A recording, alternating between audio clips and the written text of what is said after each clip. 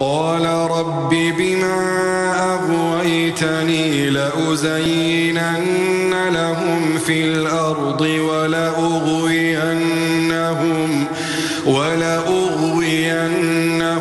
أجمعين إلا عبادك منهم المخلصين قال هذا صراط علي مستقيم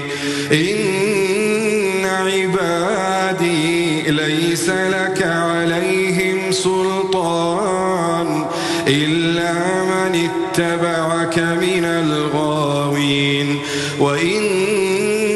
جهنم لموعدهم أجمعين لها 7